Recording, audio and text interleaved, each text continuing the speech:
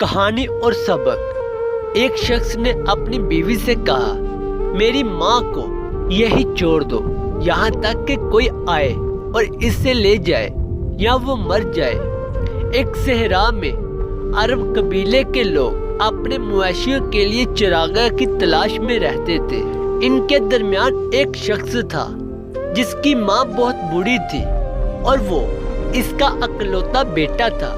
وہ ماں زیادہ تر وقت اپنی یادداشت کھو دیتی تھی اور اپنے بیٹے کے ساتھ بولتی رہتی تھی۔ اس کی بڑبڑاہٹ اس کے بیٹے کو تنگ کرتی تھی اور اس کے قبیلے میں اس کی قدر کم کرتی تھی۔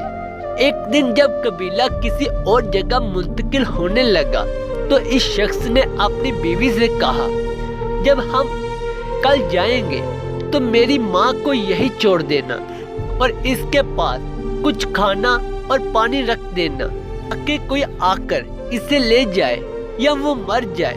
بیوی نے جواب دیا، ٹھیک ہے، میں آپ کی بات مانوں گی۔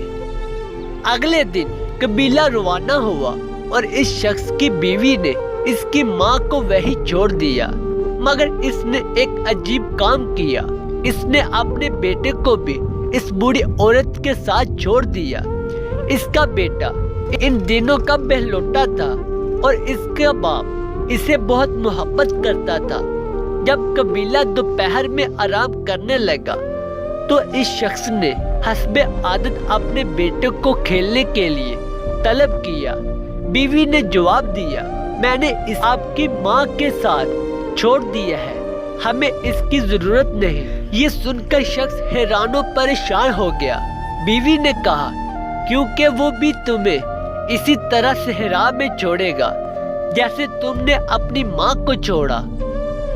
یہ بات اس کے دل پر بجلی کی طرح گری۔ اس نے اپنی بیوی سے کچھ نہیں کہا کیونکہ اسے اپنی غلطی کا احساس ہوا۔ اس نے فوراً اپنے گھوڑے کو تیار کیا اور جلدی سے واپس اپنی ماں اور بیٹے کے پاس پہنچا تاکہ انہیں بھیڑیوں سے بچا سکے۔ جب وہ وہاں پہنچا تو اس کی ماں نے اس کے بیٹے کو سینے سے لگا رکھا تھا اور بھیڑیے ان کے گرد گھوم رہے تھے۔ ماں پتھر مار کر انہیں دور بھگا رہی تھی اور کہہ رہی تھی، دور ہو جاؤ، یہ میرے بیٹے کا بچہ ہے۔ اب جب بھی قبیلہ کہیں اور منتقل ہوتا تو وہ سب سے پہلے اپنی ماں کو اونٹ پر سوار کرتا اور اس کے پیچھے گھوڑے پر چلتا۔ اس کی بیوی کی عقل مندی نے اسے ایسا سبق سکھایا جو وہ کبھی نہ بھول سکا۔